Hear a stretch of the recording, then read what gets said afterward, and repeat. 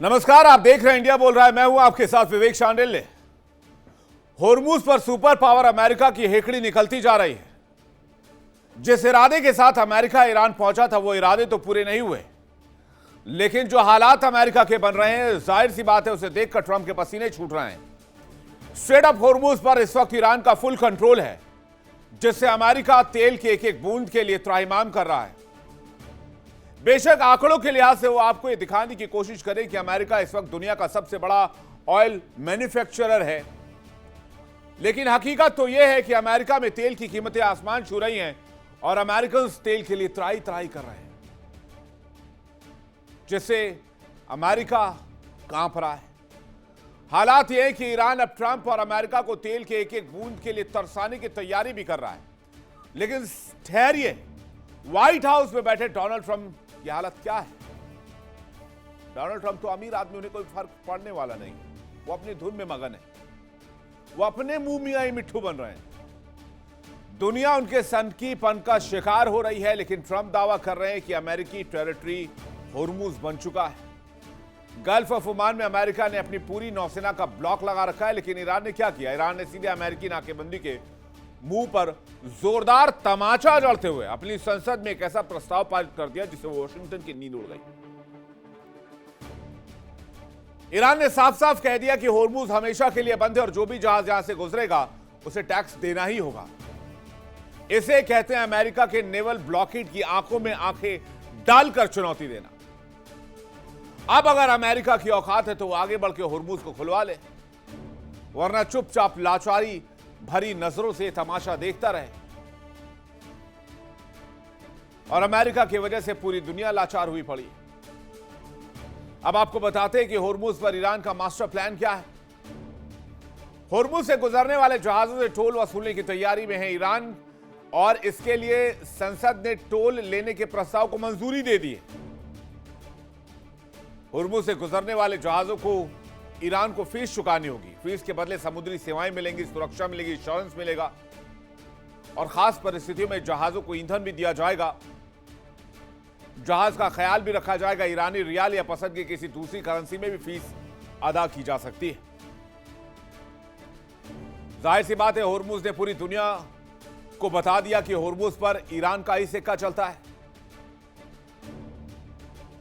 और दुनिया के नक्शे पर होर्मुज कहां है शायद ट्रंप के सलाहकार उन्हें बताना भूल गए, तभी तो वो इसे अमेरिकी इलाका बता रहे हैं और अपनी जागीर समझने की भूल कर रहे हैं। गल्फ ऑफ ओमान में अमेरिकी नेवल ब्लॉकेड का भारी तमाशा खड़ा किया हुआ है। ढिंडोरा पीटा गया कि अमेरिका ने होर्मुज को सील कर दिया है, लेकिन ईरान की संसद ने बिना डरे बिना झुके इस बिल को साफ कर दिया, पास कर दिया और कह दिया कि होर्मुज हमारा है और हमारी मर्जी से ही यहां से कोई जहाज जाएगा।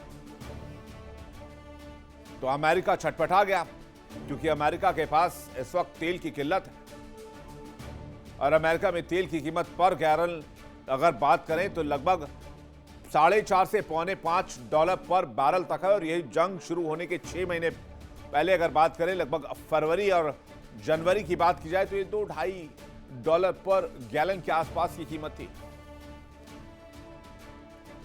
तो खामियाजा सिर्फ दुनिया नहीं भुगत रही। आपको बताते हैं होर्मुज पर ईरान ने कैसे अमेरिका को लताड़ लगाई है। ईरानी अथॉरिटी ने दर्जनों जहाजों की लिस्ट तैयार की।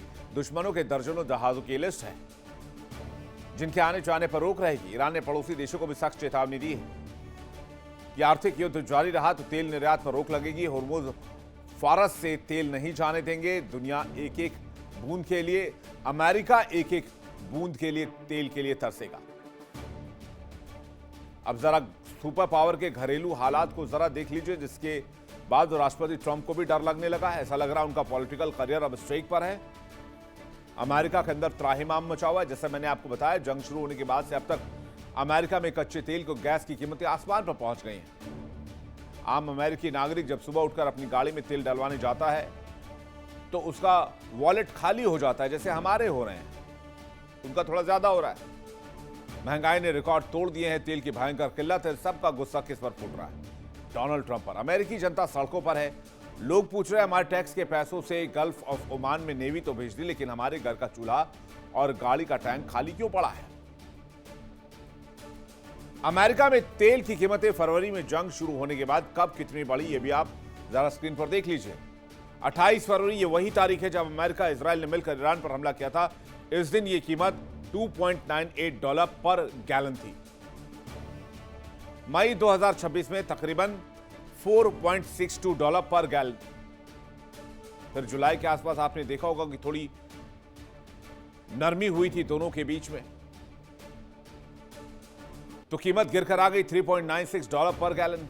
अब अगस्त में फिर से पहुंच गई कीमत $4.18 पर गैलन। जाहिर सी बात है, अगर तेल की कीमतें महंगी हो रही हैं तो इसका असर ट्रांसपोर्टेशन पर भी होता है। महंगाई बढ़ना लाजमी है, लेकिन ट्रंप को अपने लोगों की इस तकलीफ से कोई परवाह नहीं है। वो होर्मुज को लेकर अपनी अलग खिचड़ी पका रहे हैं। उन्हें लगता है कि बयानबाजी समंदर का पानी और तेल दोनों बदल जाएगा। अमेरिकी जनता कह रहे हैं, साहब पहले वॉशिंगटन और न्यूयॉर्क की फिक्र कर लो, फिर होर्मुज को लेकर डींगे हाँकना। अगर ईरान ने यहां पूरी तरह से कुंडी लगा दी है, यानी होर्मुज को पूरी तरीके से सील कर दिया है, तो ट्रंप वाकई एक एक तेल के बूंद के लिए तरस सकते हैं, यानी कि अमेरिका को प्रॉब्लम हो सकती है। होर्मुज को लेकर प्लान क्या है अमेरिका का? प्लान यह है कि होर्मुज नया अमेरिकी क्षेत्र है। होर्मुज पर अमेरिका का कंट्रोल बताने की रणनीति है। ईरान के बंदरगाह और होर्मुज के आसपास यूएस नेवल ब्लॉकेड है। ईरान के तेल निर्यात पर पाबंदी लगाने की कोशिश है। अमेरिका ने होर्मुज के दक्षिणी हिस्से में गुप्त कॉरिडोर भी बनाया, जहां से तेल निकालने की कोशिश की जा रही है। लेकिन एक बहुत मशहूर कहावत है, गाल बजाने से कुछ नहीं होता, जमीन पर एक्शन लेना होता है। डोनाल्ड ट्रंप एक्शन की बजाय गाल बजा रहे हैं। ट्रंप सोच रहे हैं पाबंदियां लगाकर ईरान को घुटनों पर ले आएंगे। पाबंदियां ईरान पर 1979 से लगी हुई है। ट्रंप की हेकड़ी इस वक्त ईरान के इरादों के सामने पस्त नजर आ रही है। अमेरिका की इकोनॉमी को झुलसा रही है। अगर ट्रंप ने अपनी जिद नहीं छोड़ी तो वो दिन दूर नहीं जब सुपर पावर कहलाने वाला देश एनर्जी क्राइसिस के दलदल में फंसा नजर आएगा। तो क्या ट्रंप की गलत नीतियों की वजह से अमेरिका का सूर्यास्त होने वाला है, और क्या वाकई अमेरिका इस वक्त बहुत बड़ी एनर्जी क्राइसिस में है? बातचीत करने के लिए एक बड़ा पैनल हमारे साथ जुड़ रहा है। मेजर जनरल के सिन्हा हमारे साथ जुड़े, रक्षा विशेषज्ञ विंग कमांडर आलोक साय हमारे साथ जुड़ रहे हैं, रक्षा विशेषज्ञ पूर्णिमा नाथ, भू राजनीतिक विश्लेषक, जियोपॉलिटिकल एक्सपर्ट अमेरिका से लाइव, मौलाना नाजिम अशरफी, ईरान मामलों के जानकार हमारे साथ जुड़ रहे हैं, और डॉक्टर अचिताभ हमारे साथ जुड़ रहे हैं, विदेश मामलों के जानकार। आप सभी मेहमानों का बहुत स्वागत है। पहला सवाल के सर आपसे, अमेरिका जो ये दावा करता है कि वो ऑयल का सबसे बड़ा प्रोडक्शन करने वाले देशों में से आज की तारीख में है, लेकिन फिर भी वहां तेल की कीमतें क्यों बढ़ रही हैं? अमेरिका में एनर्जी क्राइसिस का मतलब क्या है? जय हिंद। देखिए, जय सर। अमेरिका के अंदर में यदि आप देखें मोटे तौर पे, तो जो एसपीआर है, स्ट्रेटेजिक पेट्रोलियम रिजर्व, जो आज के दिन में उनके पास मात्र 294 मिलियन बैरल है, जो कि तकरीबन उनका कंजम्पशन है पर डे का 20 मिलियन बैरल पर डे। तो 14 या 15 दिन का उनके पास बचा है। यदि 2025 में चले जाएं तो ये फिगर उनके पास जो भंडार था, जो करते हैं 411 मिलियन बैरल्स थे 125 दिन का। तो देखिए, इस पीरियड में ये जो इन्होंने वॉर किया है, ये मात्र 14 से 15। आज की खबर जो है, देखिए उनके जो एविएशन फ्यूल है, मोस्ट ऑफ द उनके जो एयरपोर्ट्स हैं उसके अंदर में कुछ में तो अवेलेबल ही नहीं है, और वो नहीं कर पा रहे हैं क्योंकि पूरा, ये केवल नहीं कि गाड़ियां ठप हो जाएंगी, जो एविएशन फ्यूल भी, और देखिए वहां काफी कंजम्पशन होता है कि फ्लाइट्स बहुत हैं, both internal and external flights जाते हैं। तो वो तो ये आंकड़े हैं, इसको कोई झुटला नहीं सकता। वो कितनी भी बात कर ले, स्कॉट बेसेंट कहें कि नहीं, वो तो इकोनॉमिक वॉरफेयर ऐसा छेड़ेंगे कि पूरे घुटने पे आ जाएगा। तो ये केवल कोहर्शन की एक ये है। हकीकत उसी तरह है जो उन्होंने कहा कि पूरा का रिजीम चेंज कर देंगे, फेल्ड, टोटली फेल्ड। फिर उन्होंने सेकंड कहा कि कोहर्शन, हम आपको पाषाण युग में ले जाएंगे, पत्थरों के युग में, बॉम्बार्डिंग की, कुछ नहीं हुआ। और देखिए आज के दिन में वो इकोनॉमिक वॉरफेयर की बात कर रहे हैं, जिसमें सेकेंडरी सैंक्शन की बात कर रहे हैं। हम आज ऑयल की बात कर रहे हैं। अलास्का में कहते हैं कि बहुत बड़ा रिजर्व है, मगर वहां तो काम भी नहीं शुरू हुआ है। अलास्का में वो रशियन टेरिटरी हुआ करता था।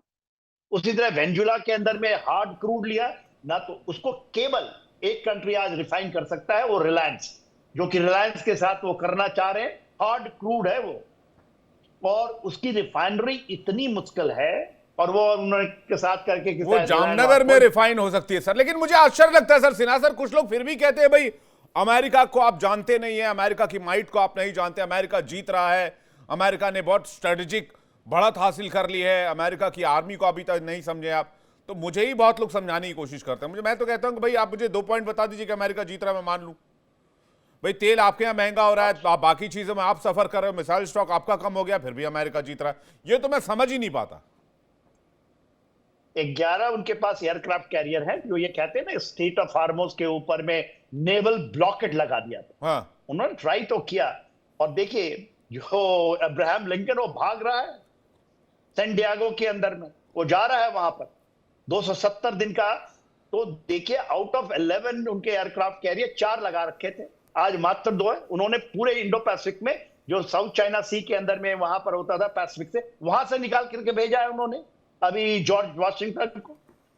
तो अमेरिका किसी भी तरीके से, जितने बेसेस हैं, आप एक गिना दीजिए ना कि अमेरिका ने ये पा लिया, तो ये मान, देखिए आप भले ही कम आंखें ये कहें कि हम आपको पाषाण युद्ध में खत्म कर देंगे, आज भी बातचीत से तो आप जीत सकते हैं, मगर ऐसा नहीं कि आप सुपर पावर हैं, मानते हैं इकोनॉमिक पावर है, मिलिट्री दिखाने के लिए तो इतनी बड़ी मिलिट्री है, अगर जमीन पे क्यों नहीं गए? उसके लिए शहादत देनी पड़ती है, उसके लिए जमीन पे जाना पड़ता है। बाय एयर इन्होंने एक बनाई थी स्ट्रेटजी, इसको कहते हैं अबव द हॉराइजन स्ट्रेटजी। हम हवा से सब चीज कर लेंगे, आपको तबाह कर देंगे। वो टोटल फेल हो गया। 21वीं सदी की इनकी बड़ी कोई बात नहीं, क्या पेंटागन की स्ट्रेटजी है कि हम हवा से, इसलिए अफगानिस्तान से निकले कि हम हवा से ही सब कुछ कर लेंगे। और बहुत लोग हमारे इंडिया में भी डिबेट करेंगे, वो कहेंगे कि नहीं नहीं नहीं नहीं, वो तो ऐसा है कि नेवल पावर की limitations, an aircraft carrier is a sitting duck now. यदि ईरान करता है, उनके पास कैपेबिलिटी है एंटी शिप मिसाइल्स की, उन्होंने कर दिया, तो ये जो इनके पूरे जो थे मिलिट्री डोमिनेशन की, तो केवल वो सिमट के रह जाएगा वेस्टर्न हेमिस्फीयर में, जो कि उन्होंने स्ट्रेटजी बनाई है। जिस तरह से वो कर रहे हैं इस ईस्टर्न हेमिस्फीयर में करना चाह रहे हैं, आज के दिन में पूरे फंसे हैं बहुत बुरी तरह। उनका इतना ज्यादा, यही उनका डिक्लाइन पावर है। अमेरिका डिक्लाइन पावर है, ठीक है, सुपर पावर है, बहुत बड़ा मिलिट्री पावर है, इकोनॉमिक पावर है, मगर डिक्लाइनिंग है ना। और हर एक कोई भी पावर जो होती है उसकी एक डिक्लाइनिंग टाइम आती है। इतनी जल्दी डिक्लाइन होगा, मुझे कभी आकलन नहीं था इसका। बिल्कुल, ये बिल्कुल क्लियर है। लेकिन आलोक साहब मानते ही नहीं है। आलोक साहब सर को मैंने कई बार बोला कि सर आप बेशक अमेरिका पर यकीन करो, मैं नहीं कर रहा। आपको लग रहा है अमेरिका जीत रहा है, मैं नहीं मानता अमेरिका जीत रहा है। आपको लग रहा है अमेरिका एक दिन उठ के खड़ा हो जाएगा, कब्रिस्तान से बाहर आ जाएगा और अमेरिका जो है वो ईरान को ढा देगा। भाई आप पहले अपने पेट्रोल डीजल की प्राइस तो कम करो, $2 पर गैलन पर लेकर तो आओ। अगर आप दुनिया में सबसे ज्यादा तेल बना रहे तो तेल जा कहां रहा है? आप तेल बना नहीं रहे, आपका तेल निकाला जा रहा है। आलोक जी। हाँ विवेक जी नमस्कार। देखिए मैं इससे बिल्कुल सहमत हूँ कि अमेरिका की हालत वहाँ पतली है। और हमारे जनरल के सिन्हा सर ने जो बताया कि वहाँ का ऑयल रिजर्व्स भी कम हो रहा है। हालांकि जो जेट फ्यूल है उसके रिजर्व्स की कमी की बात अभी नहीं आई है, उसकी रिपोर्ट्स मैंने पढ़ी अभी, लेकिन फिर भी ऑयल तो कम हो रहा है, इसमें कोई शक नहीं। ऑयल की प्राइसेस बढ़ी हैं, $4 से ज्यादा हो गया है, जो कि 2-3 के आसपास घूमता रहता, 3.3 के आसपास रहता था, अभी 4.5 के आसपास चल रहा है। तो कहने का मतलब यह है, मैं 2-4 और बातें बताऊंगा विवेक जी, जिससे यह साफ पता चलेगा कि अमेरिका की हालत वहां पतली होने जा रही है। एक तो यह कि पूरे जो आसपास के देश हैं, सिर्फ मिडिल ईस्ट ही नहीं, एक तो मिडिल ईस्ट पर पहले मैं बता दूं कैसे ईरान ने दबाव बनाना शुरू किया। ये जितने जहाज अपने ट्रांसपॉन्डर ऑफ करके ओमान के पास से यूएस नेवी के प्रोटेक्शन में वहां से निकल रहे थे, ईरान ने सबकी ब्लैकलिस्ट बनानी शुरू की और उसको ट्रैक करके, उसको ट्रेस करके उनको ईयर मार्क किया और एक लिस्ट बनाया उसने, और लिस्ट बना के बोला कि भाई इतने जो टैंकर हैं इसको मैं ब्लैकलिस्ट करता हूं, ये आगे से इस क्षेत्र में कभी भी देखे जाएंगे तो हमारे आक्रमण के शिकार हो सकते हैं। तो इससे एक दहशत हो जाएगी, और जो टैंकर जो है वो ईरान को हमेशा इस तरह से खिलाफत करके नहीं जा पाएंगे अगर वो एक्सपोज हो जाएंगे तो। दूसरी बात यह है कि आप देखिए अभी ये भी बात चलने लगी है कि ईरान को भी ये जो इस्लामिक 3 देशों का जो संगठन हुआ है, क्या ईरान को भी इसमें शामिल किया जाए। ईरान ने बोला कि हमें अभी कोई इनविटेशन तो नहीं मिला है, लेकिन हम इसके पक्ष में है। ईरान ने भी अपना पक्ष दिखाया है। तो ये धीरे धीरे मिडिल ईस्ट के देशों को ईरान अपने पक्ष में कर रहा है। मिडिल ईस्ट के देश भी अब ये समझ रहे हैं कि ये बेहतरी इसी में है। अगर अपना ट्रेड एंड कॉमर्स और शिपिंग कंटिन्यू रखना है तो ईरान से अच्छे रिश्ते बना के चलो। इराक को ऑलरेडी मिला लिया उसने। इराक आ गया। इराक के अब शिप्स को वो फ्री जाने दे रहा है। इराक ने काफी ज्यादा तेल लगाया ईरान को और उसको मना लिया। इसी तरह से अब दूसरे देश भी आएंगे। ओमान भी अभी बातचीत के लिए तैयार हो रहा है। उसने भी अपने दूत भेजे हैं ईरान में। अभी देखिए पूरा मसला यह है कि स्ट्रेट ऑफ हॉर्मुज पे दोनों जो दावे कर रहे हैं, ये अंततः किसका आधिपत्य रहता है इस पर निर्भर करेगा कि मिडिल ईस्ट का बादशाह कौन होगा। अगर ईरान इसमें सफल हो जाता है, बाकी सारे टैंकर्स बाकी देशों को हड़का करके अपने पक्ष में लेके आता है, तो ईरान इस क्षेत्र का बादशाह उसकी हो जाएगी, इसमें कोई शक नहीं है।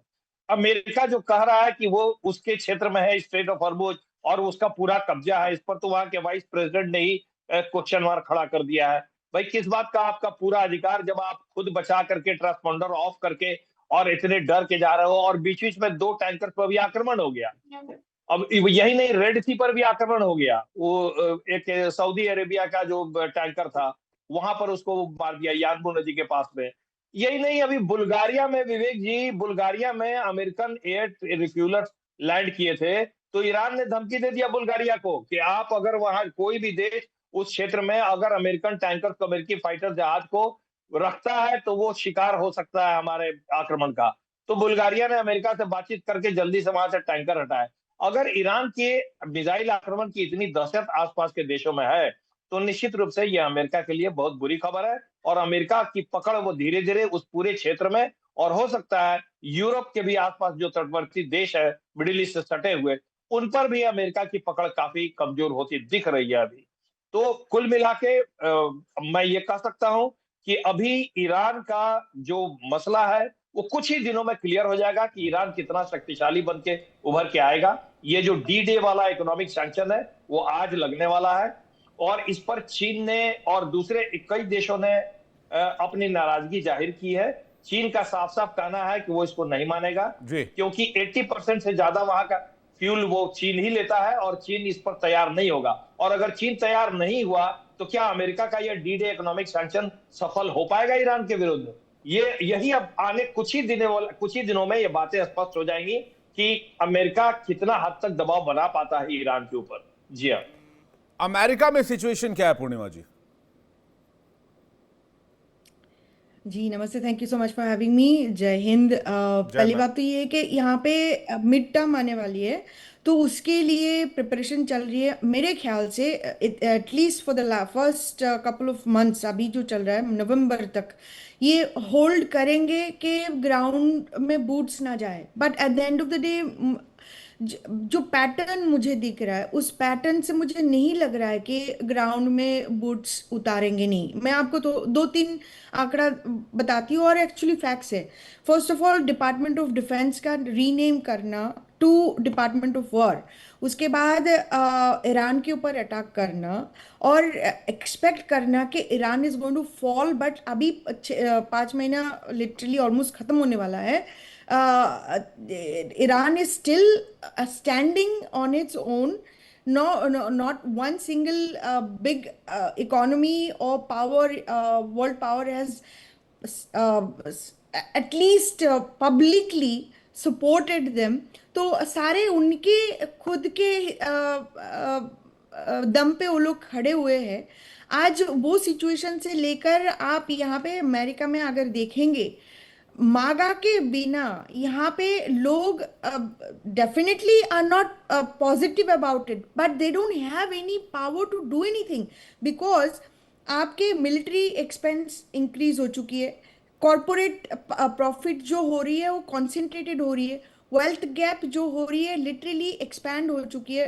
Top 1% is holding almost 32% of wealth in this country. अब वॉर की वजह से, एक्सपेंस की वजह से, इन्फ्लेशन की वजह से, हाउसिंग कॉस्ट की वजह से, इंश्योरेंस और रेंटिंग कॉस्ट की वजह से, अब हेल्थ केयर की कॉस्ट की वजह से लोगों की अभी सेविंग्स लिटरली है ही नहीं। तो यहाँ पे भूखमरी बढ़ने वाली है। आप एक सिनारियो आपके माइंड में आप प्ले करिए, जब लोग भूखे होते हैं उनके पास ऑप्शन क्या होता है? At the end of the day जब ड्राफ्ट करेंगे, और दिसंबर से लिटरली ऑटोमेटिक ड्राफ्ट होने वाली है, आपको याद होगा डोनाल्ड ट्रंप ने उसको परमानेंट लॉ भी घोषणा किया हुआ है। तो उसमें अगर 18 to 25 year old men is already getting automatically drafted, or whether it is for selected services or actually for military services or not, we'll see. but अभी वॉर टाइम पे तो मिलिट्री सर्विस में आ ही सकती है ना। तो उसमें होगा क्या है, लोग यहाँ से दूसरी जगह में जाएंगे, ईरान की जगह में जाएंगे, और ईरान तो रेड कारपेट लेके बैठे हुए हैं कि आप आइए यहाँ पे। बच्चे, हमारे बच्चे, अमेरिकन बच्चे वहाँ पे जाके लिटरली फाइट करके बॉडी बैग्स में यहाँ पे वापस आएंगे। तब देखेंगे आप अमेरिका का सिचुएशन। यहाँ पे आप बोल सकते हो अमेरिका इज वेल्दी कंट्री। देखिए इंडिया डेली 24/7 अब आपके स्मार्ट टीवी पर।